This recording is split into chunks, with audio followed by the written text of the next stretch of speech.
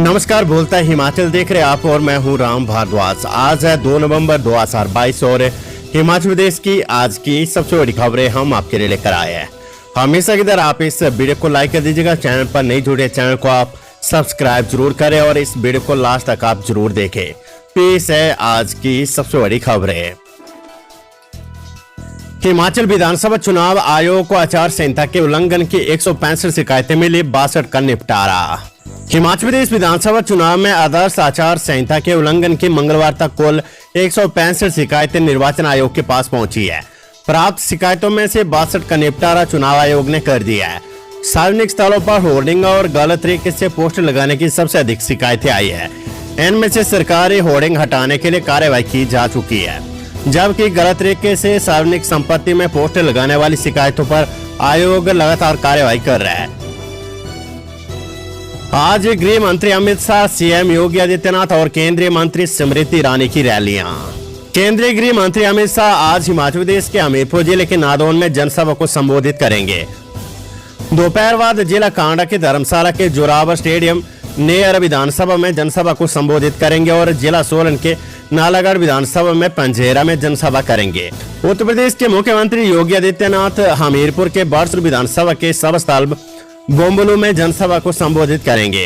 योगी आदित्यनाथ भाजपा के स्टार प्रचारकों की लिस्ट में सबसे ऊपर है। उनकी रैली के मद्देनजर बरसुर पुलिस ने पूरी सुरक्षा व्यवस्था कर ली है। जेईई और नीट की फ्री कोचिंग के लिए 5 नवंबर को लिया जाएगा 11वीं के विद्यार्थियों का सिलेक्शन टेस्ट।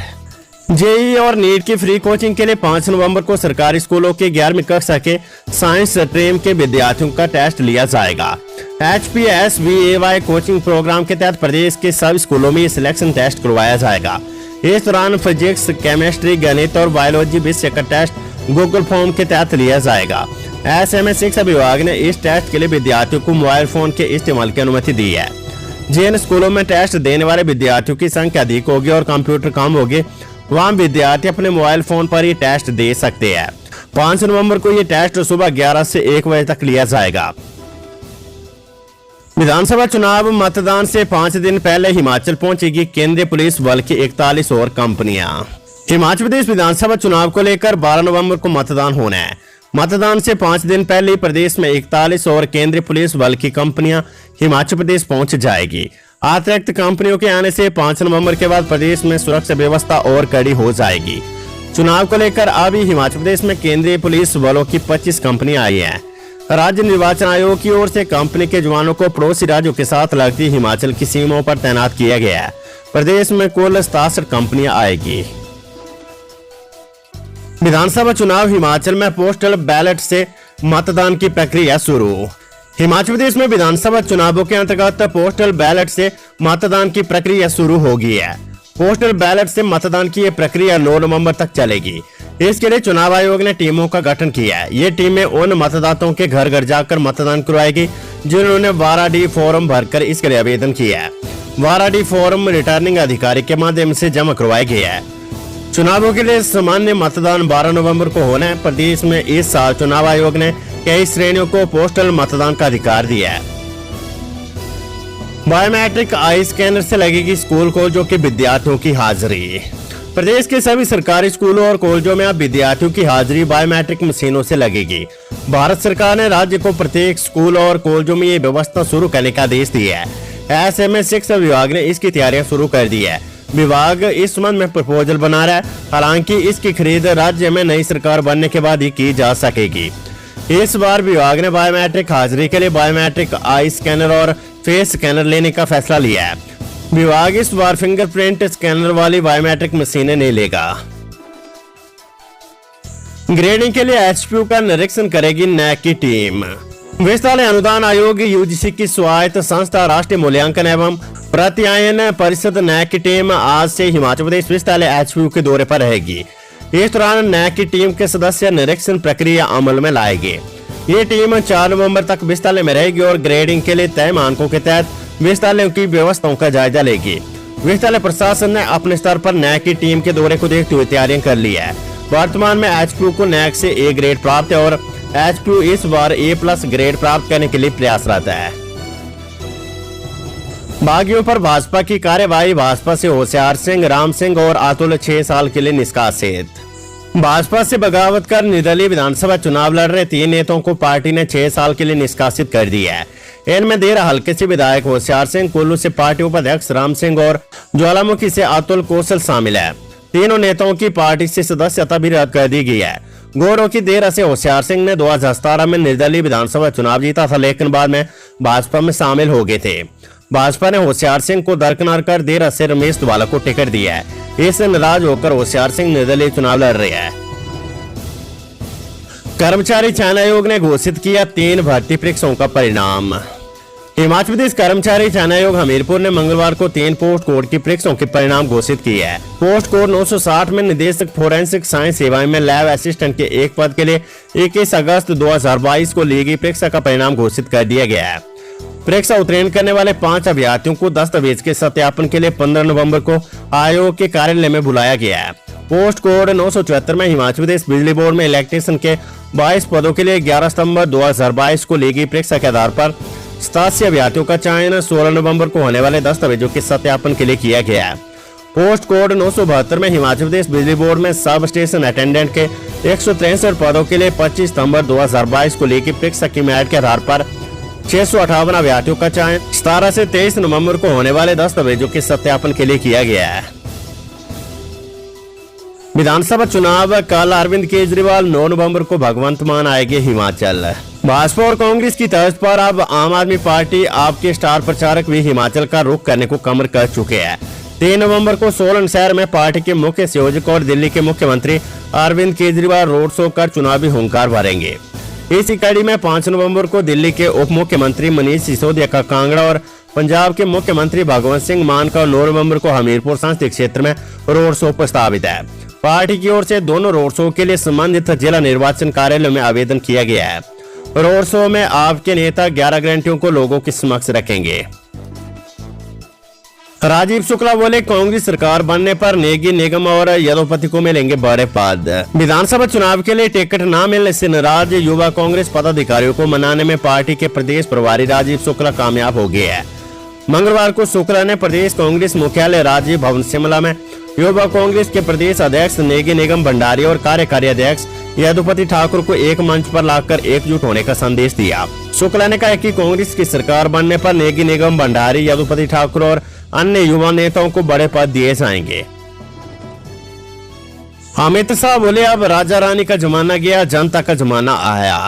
गृह मंत्री अमित शाह ने चंबा के सिउता में चुनावी जनसभा में कहा कि कांग्रेस के नेताओं के पास बस एक ही बात है कि वे कहते हैं कि हिमाचल में रिवाज है, एक बार कांग्रेस एक बार भाजपा। अब नया रिवाज बनाना है, एक बार भाजपा बार बार भाजपा। केंद्र में कांग्रेस की सरकार थी, 2G कॉमनवेल्थ कोयला जैसे 12 लाख करोड़ रुपए के घोटाले किए। उन्होंने कहा कि अभी पेट नहीं भरा तो हिमाचल आया है, लेकिन अब लोकतंत्र है, अब राजा रानी का जमाना नहीं रहा, जनता का जमाना आया है। पीएम नरेंद्र मोदी ने हिमाचल में सालों तक काम किया और यहाँ के चप्पे चप्पे को जाना है, इसलिए भी हिमाचल के विकास को जानते हैं। Weather update. बर्फबारी से मनाली ले मार्ग बंद, बारालाचा में सैलानियों ने की अटखेलियां। हिमाचल प्रदेश के रोहतांग, बारालाचा दर्रा समेत अन्य ऊंची चोटियों पर ताजा बर्फबारी हुई है। मनाली ले मार्ग बारालाचा दर्रा में हुई ताजा बर्फबारी से वाहनों की आवाजाही के लिए बंद हो गया है। वहीं दारचा श्रृंखला सड़क भी बर्फबारी से अवरुद्ध हो गया है। प्रशासन ने भी लोगों व सैलानियों की सुरक्षा को देखते हुए इन दोनों दरों से होकर वाहनों की आवाजाही को रोक दिया है। हाईवे 3 के मनाली ले मार्ग पर दारचा से सरचू और दारचा से श्रृंखला पर सभी प्रकार के वाहनों की आवाजाही आगामी आदेशों तक प्रतिबंधित रहेगी। हिमाचल में मतदान के लिए 12 नवंबर को सार्वजनिक अवकाश की घोषणा। हिमाचल प्रदेश विधानसभा चुनाव के दृष्टिगत 12 नवंबर को प्रदेश में सार्वजनिक अवकाश घोषित किया गया है। मुख्य सचिव आर डी दीवान ने इस संबंध में आदेश जारी किया है। मुख्य सचिव ने बताया कि 12 नवंबर को मतदान होने की स्थिति में सरकारी कार्यालयों, बोर्डों, निगमों, शैक्षणिक संस्थानों और औद्योगिक परिसरों में कार्यरत कर्मचारियों को सार्वजनिक अवकाश रहेगा। उन्होंने बताया कि दैनिक वेतन भोगी कर्मचारियों के लिए वैतनिक अवकाश होगा। राज्य के विभिन्न संस्थानों में कार्यरत कर्मचारियों को इस दिन विशेष आकस्मिक अवकाश दे होगा, ताकि वे अपने विधानसभा क्षेत्र या स्थान पर जाकर मतदान कर सके। इसके लिए उन्हें पीठासीन अधिकारी से मतदान से संबंधित निर्दिष्ट प्रमाण पत्र प्रस्तुत करना होगा। बॉर्डर पर वाहन से 5 लाख रुपए की नकदी पकड़ी। प्रदेश में शराब की 26,856 बोतलें जब्त। हिमाचल हरियाणा की सीमा पर एक और वाहन से लाखों की नकदी पकड़ी गई है। सर्विलांस से हिमाचल पुलिस और आईटीबीपी के जवानों की संयुक्त टीम ने पांवटा साहिब में बहराल बैरियर पर कार्रवाई कर एक वाहन से 5 लाख रुपए की नकदी बरामद की है। बरसर में 2 नवंबर को चुनावी रैली को संबोधित करेंगे सीएम योगी आदित्यनाथ। हिमाचल प्रदेश के हमीरपुर जिले के विकास खंड बिजड़ी के ताल स्टेडियम में बुधवार को उत्तर प्रदेश के मुख्यमंत्री योगी आदित्यनाथ चुनावी रैली करेंगे। योगी आदित्यनाथ भाजपा के स्टार प्रचारकों की लिस्ट में सबसे ऊपर है। उनके रैली के मद्देनजर बरसर पुलिस ने भी पूरी सुरक्षा व्यवस्था कर ली है। डीएसपी शेर सिंह ने कहा कि 50 के अलावा होमगार्ड के जवान और 20 पुलिस अधिकारी व कर्मचारी बीएसएफ के जवान तैनात किए गए हैं। अमित शाह बोले देवभूमि का विकास नहीं कर सकती कांग्रेस। केंद्रीय मंत्री अमित शाह ने कहा कि सौभाग्य योजना से हिमाचल में 13,000 घरों का विद्युतीकरण हुआ है। करीब 7 लाख परिवारों को मुफ्त अनाज देने का काम किया है। 9.5 लाख किसानों को प्रति साल 6,000 रुपए उनके खातों में दिए जाते हैं। 1,40,000 घरों में एलपीजी का कनेक्शन देने का काम भाजपा सरकार ने किया है। केंद्रीय गृह मंत्री अमित शाह ने कहा कि आयुष्मान भारत योजना और हिमकेयर से 4 लाख परिवार 5 लाख तक मुफ्त इलाज मिलता है। हमने सिर्फ वादे नहीं किए, उसे पूरा भी किया है। मैं पूछना चाहता हूँ कि 4 पीढ़ी तक शासन किया, जवाहरलाल नेहरू से लेकर सोनेगंज तक लेकर महिलाओं को शौचालय तक नहीं दे पाए। ये कांग्रेस की कैसी गारंटी है? ऐसी गारंटी पर कौन विश्वास करेगा? सचिन पायलट बोले डबल इंजन की सरकार का पहला इंजन 12 नवंबर को हो जाएगा सीज। कांग्रेस के स्टार प्रचारक और राजस्थान के पूर्व उप मुख्यमंत्री सचिन पायलट ने कहा है कि पीएम नरेंद्र मोदी और केंद्रीय मंत्रियों के दौरे ये साफ बता रहे हैं कि हिमाचल सरकार के दम पर चुनाव नहीं जीत सकती है। भाजपा नेताओं के भ्रमण से सब साफ हो रहा है। हिमाचल में कांग्रेस आ रही है। कांग्रेस की एकजुटता से 90% जीत होगी है। देश के हालात छिपे नहीं है। 8 साल से भाजपा सरकार है। महंगाई समेत अन्य मुद्दे पर वादे किए लेकिन किया कुछ नहीं। रोजगार, महंगाई और अन्य ज्वलंत मुद्दों के प्रश्न पर ध्यान भटकाने का काम करती है। आनंद शर्मा बोले भाजपा जुमलों की पार्टी, आज तक खाते में नहीं आए 15 लाख रुपए। पूर्व केंद्रीय मंत्री और वरिष्ठ कांग्रेस नेता आनंद शर्मा ने कहा कि भाजपा सरकार जुमलों की पार्टी है। आज तक किसी के खाते में 15 लाख रुपए नहीं आया है। नोटबंदी के समय जिस परेशानी का सामना जनता को करना पड़ा उसे आज तक नहीं भुला पाए हैं। वे मंगलवार को दून विधानसभा क्षेत्र के बनलगी के गांव जतरोग में कांग्रेस प्रत्याशी रामकुमार चौधरी के पक्ष में जनसभा को संबोधित कर रहे थे। उन्होंने कहा कि कोरोना काल में भाजपा सरकार ने मरीजों को अस्पतालों के बजाय स्कूलों में बंद कर दिया। दवाइयों और इंजेक्शनों की कालाबाजारी की गई। उन्होंने कहा कि आज भाजपा के भी नेता भी प्रचार के लिए आ रहे हैं जिन्होंने हिमाचल सिर्फ नक्शे पर ही देखा है। डॉक्टर जितेंद्र सिंह बोले अब पुरानी पेंशन प्रणाली को भी मोदी और जयराम सरकार ही लागू करेगी। केंद्रीय विज्ञान और प्रौद्योगिकी राज्य मंत्री, पृथ्वी विज्ञान राज्य मंत्री, स्वतंत्र प्रभार और परमाणु ऊर्जा व अंतरिक्ष मामलों के राज्य मंत्री डॉक्टर जितेंद्र सिंह ने कहा है कि नई पेंशन प्रणाली को हिमाचल प्रदेश में कांग्रेस ने लागू किया है। उन्होंने कहा है कि इस पर ध्यान देने की जरूरत है कि वर्ष 2004 में ओपीएस को समाप्त करने का निर्णय तत्कालीन वीरभद्र सिंह सरकार ने लिया था। अब कांग्रेस राजनीतिक लाभ लेने के लिए इस मुद्दे को बुना रही है। अगर कांग्रेस इस बारे में गंभीर थी तो इससे पहले पुरानी पेंशन स्कीम को पिछले कार्यकाल में लागू क्यों नहीं किया गया। उन्होंने कहा कि भाजपा उन पिछले पापों का प्रायश्चित करने को तैयार है जो कांग्रेस ने किया है। उन्होंने कहा कि अब पुरानी पेंशन प्रणाली को मोदी और जयराम सरकार ही लागू करेगी। हिमाचल विधानसभा चुनाव, सुखविंदर सिंह सुक्खू बोले चुनावों में हार देखकर रोने लगे भाजपा के नेता।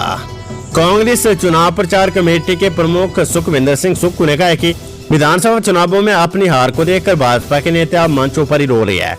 आंसू सत्ता से विधायक के दर्द के कारण निकल रहे हैं। सुक्खू ने कहा कि केंद्रीय मंत्री अनुराग ठाकुर ने हमीरपुर से रोना शुरू किया और अब भाजपा के अन्य नेता भी रोने लगे हैं। इन नेताओं के रोने से साफ दिख रहा है कि भाजपा नेताओं को सत्ता का मोह कितना है। अब सत्ता छीन रही है तो हर गली मोहल्ले में रो रही है। सुक्खू ने कहा कि भाजपा सरकार की जन विरोधी नीतियों के कारण प्रदेश की जनता 5 साल से परेशान है। महंगाई, बेरोजगारी के साथ पुरानी पेंशन योजना को लेकर जनता में भाजपा सरकार के खिलाफ आक्रोश है।